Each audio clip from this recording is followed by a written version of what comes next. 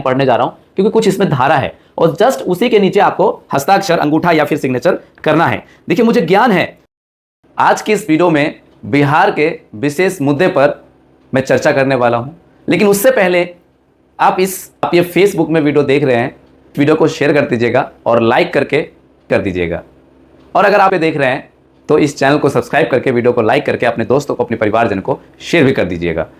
तो वीडियो को स्टार्ट करने से पहले हम एक बात को पढ़ने जा रहे हैं, समझने जा रहे हैं, ज़रा ध्यान से सुनिएगा। जिंदगी में हमेशा दो रास्ते होते हैं, सही रास्ता और गलत रास्ता। किस पर चलना है यह आदमी की बुद्धि पर निर्भर करता है। फिर से ध्यान से सुनिएगा। जिंदगी में हमेशा दो रास्ते होते हैं, सही रास्ता और गलत रास्ता। किस पर चलना है यह आदमी की बुद्धि पर निर्भर करता है। तो आप मुझे कमेंट करके बताइएगा कि आप सही रास्ते में चलेंगे या फिर आप गलत रास्ते में चलेंगे। लेकिन एक तीसरा व्यक्ति आपको यह भी कहेगा कि आजकल सही रास्ता और गलत रास्ता का तो मुझे मालूम ही नहीं है। तो अगर आप मालूम नहीं कर पा रहे हैं तो समझ लीजिएगा कि आप सोए हुए हैं, तो आपको जागने की जरूरत है। लेकिन आज की इस वीडियो में मैं जो डिस्कस करने वाला हूं वो है एक फॉर्म के ऊपर डिस्कस करने वाला हूं, जिस फॉर्म का नाम है गणना प्रपत्र प्रारूप। आप सभी लोग जानते हैं कि बिहार में जो है अभी चुनाव है और चुनाव से पहले हमारे जो बिहार सरकार है तमाम प्रकार के स्कीम चलाए जा रहे हैं, लेकिन उनमें से एक स्कीम है जो कि वृद्धा पेंशन, विकलांग पेंशन का जो स्कीम चलाए जा रहे हैं। कहीं ना कहीं सरकार अच्छा काम भी कर रही है उन लोगों के लिए जो आर्थिक रूप से कमजोर है या फिर जो पेंशनधारी है या फिर किसी भी प्रकार से जिन व्यक्ति को नीड है पैसों की, तो अच्छा काम भी कर रही है। जैसे कि 400 रुपये बिहार सरकार की जो है पेंशन थी, इसको बढ़ाकर 11 जुलाई 2025 से 1100 रुपये इसको कर दिया गया। तो ये अच्छा काम है। लेकिन अगर इसको कंपैरिजन किया जाए दिल्ली से, मुंबई से या कोई अदर सिटी से, तो कहीं ना कहीं ये पेंशन कम है। इस बात को भी आप समझिएगा, क्योंकि इन भोले भाली जनता को पिछले 5 साल से, पिछले 10 साल से प्रतीक्षा थी कि भाई इनकी 400 रुपये पेंशन जो है कब इसकी डबल हो जाए या फिर बढ़ जाए। तो फिर भी कहीं ना कहीं पेंशन कम है, क्योंकि महंगाई जो है बढ़ती जा रही है और पेंशन जो है वो बहुत ही कम है। तो सरकार को सोचने की आवश्यकता थी कि पेंशन थोड़ा सा as a compare to Delhi थोड़ा सा ज़्यादा होना चाहिए। क्योंकि दिल्ली में अगर आप एग लेते हैं तो वो एग जो है 6 रुपये की, 5 रुपये की है या फिर 5.5 रुपये की है। लेकिन यहाँ पे अगर आप अंडा लेने जाते हैं तो वो 8 रुपये, 10 रुपये और 15 रुपये की है। तो सोचिएगा कि दिल्ली में महंगाई कम है एक कंपैरिजन, क्योंकि दिल्ली में महंगाई कम इसलिए है कि सब चीज़ अवेलेबल है। लेकिन बिहार के कुछ गाँव में, कुछ कस्बों में उसी अंडे के रेट ज़्यादा है, महंगाई ज़्यादा है, क्योंकि सप्लाई जो है कहीं बाहर से होती है। तो बुजुर्गों को अंडे की आवश्यकता है, ऐसी वस्तु की आवश्यकता है, तो 1100 रुपये पेंशन है। तो आप समझ सकते हैं मैं किसी व्यक्ति को यहाँ पे कोई ऐसी बातें नहीं कर रहा हूँ, बस आपकी बुद्धि को ओपन करने के लिए आप चीज़ों को बता रहा हूँ कि आप सरकार से अपनी मांग को और अच्छे से रख सके।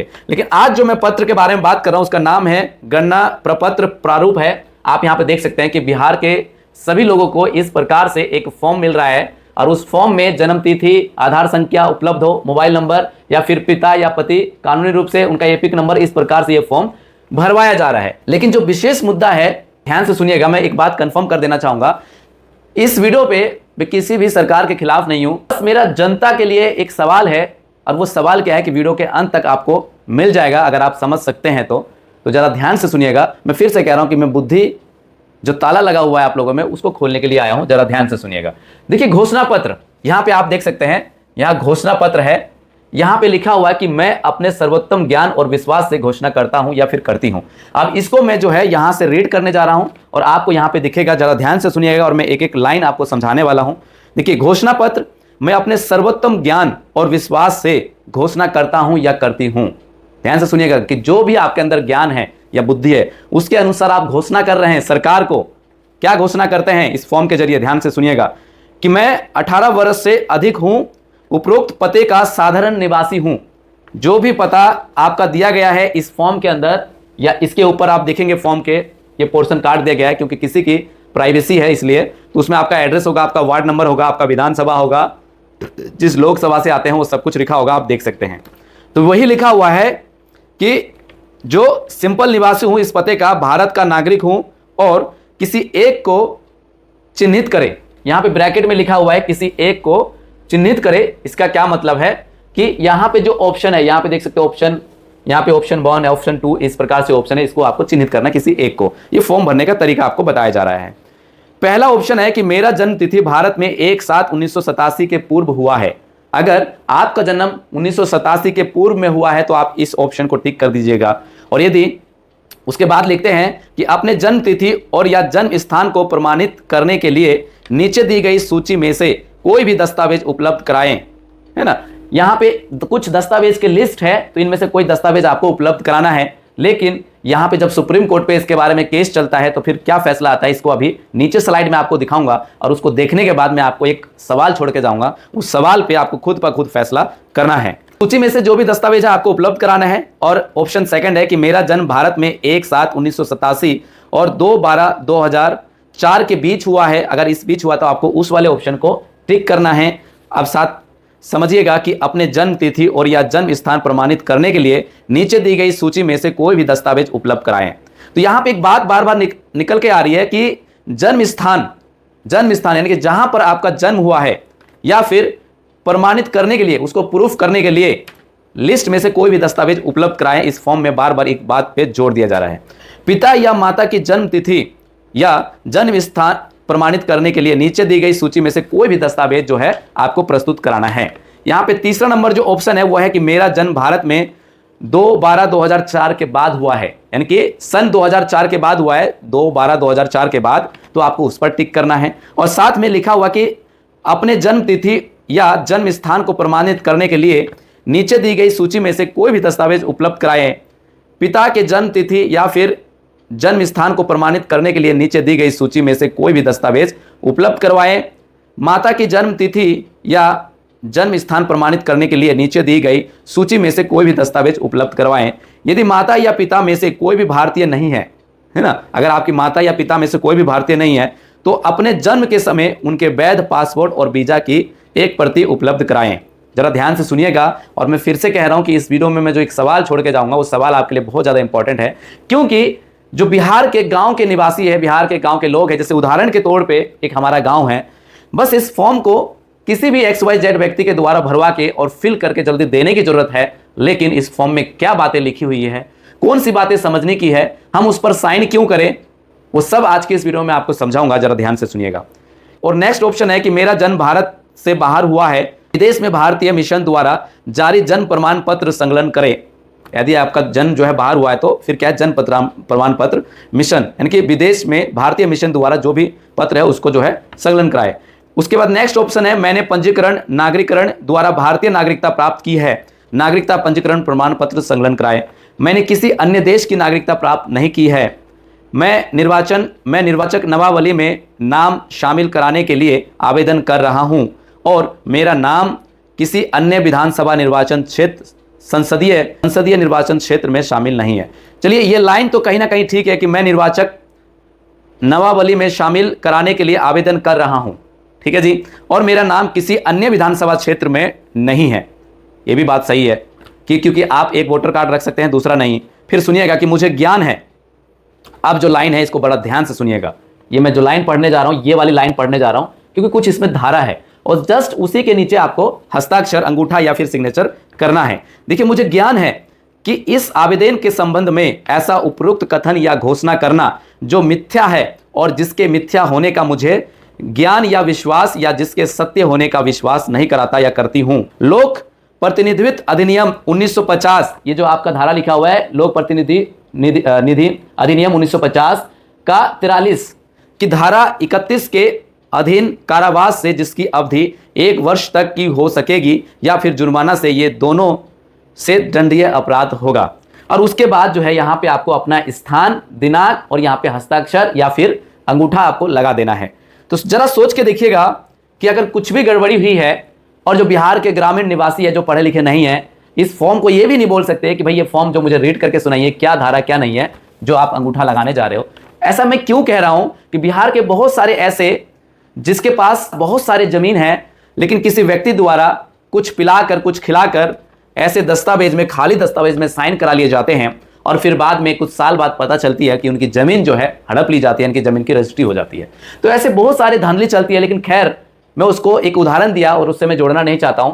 आप सरकार का कोई भी फॉर्म भरिए, कोई भी फॉर्म सबमिट करिए, तो यहां पे जो भी सिग्नेचर कर रहे हैं तो ये बातें पढ़नी आप लोगों को बहुत ज्यादा जरूरी है। बिना बातें पढ़े, बिना कुछ करके यदि एक सरकार की स्कीम में अगर आप सिग्नेचर कर देते हैं, सबमिट कर देते हैं, तो आगे चलकर 10 साल, 15 साल, 20 साल आगे चलकर कहीं ना कहीं आप सरकार के एक चुंगल में मैं शायद बोल रहा हूं कि फंसते चले जाएं। बुद्धिजीवी आप है, डिसाइड आपको करना है। और 9 दस्तावेज है, जरा उनका नाम सुन लीजिएगा। और उससे पहले कुछ लाइनें और बाकी है, इसको भी आप सुन लीजिएगा कि घोषणा के समर्थन में, लेकिन अभी इंपॉर्टेंट एक चीज और बाकी है कि सरकार ने फिर क्या कहा, देखिए उसको भी समझ लीजिए। चलिए इसको समझ लीजिए, फिर मैं आगे लाइन पढ़ता हूं। देख लीजिए, जब सुप्रीम कोर्ट में इसके बारे में केस चला, केस चलने के बाद यहां पे 9 दस्तावेज भी है, इसको आप देख सकते हैं। तो बिना दस्तावेज के भी मतदाता जमा कर सकेंगे गणना फॉर्म। ये जो गणना फॉर्म है, अब बिना दस्तावेज के भी आप जमा कर सकते हैं। तो सोचो कि आखिर जनता को इतनी राहत क्यों दी गई। इस सवाल है कि क्या उसके पीछे ये सिग्नेचर इंपॉर्टेंट तो नहीं है।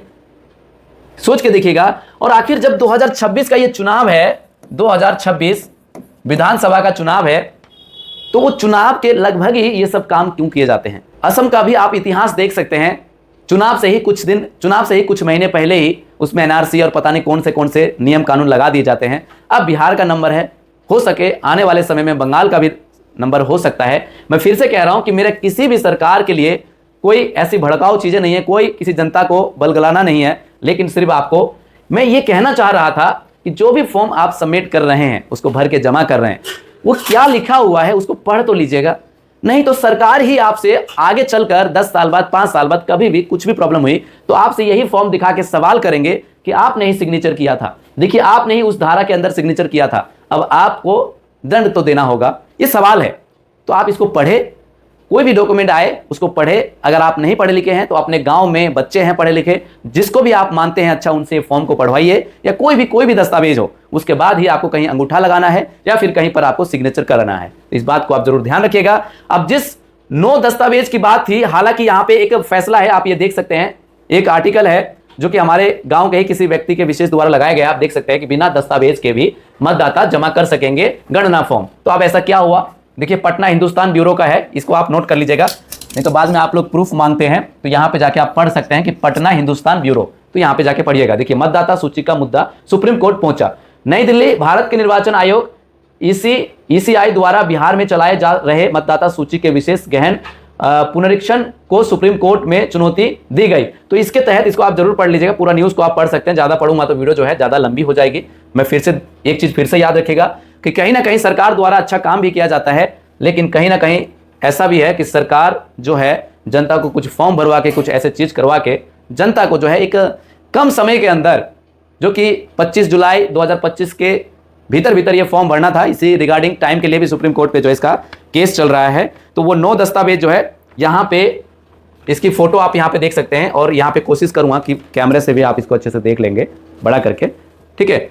11 दस्तावेज है, 9 नहीं 11 दस्तावेज है। उन 11 दस्तावेज में से होना जरूरी था, लेकिन ये आने के बाद तो शायद आपको जमा ना भी करना पड़े। और जो मेरे गांव में जितने भी ये फॉर्म जमा हो रहे हैं वो बिना दस्तावेज के जमा हो रहे हैं। आप जरा ध्यान रखिएगा। और अगर ये वीडियो आपको अच्छी लगी, आपको ये जानकारी अच्छी लगी और आप मेरे साथ जुड़ के रहना चाहते हैं, तो आप इस वीडियो को लाइक कर दीजिएगा, चैनल को सब्सक्राइब कर दीजिएगा। अगर फेसबुक में आप देख रहे हैं तो पेज को फॉलो कर लीजिएगा या फिर लाइक कर दीजिएगा। और कुछ ना कुछ मैं कोशिश करूंगा कि आपको इन्फॉर्मेशन मिलती रहे।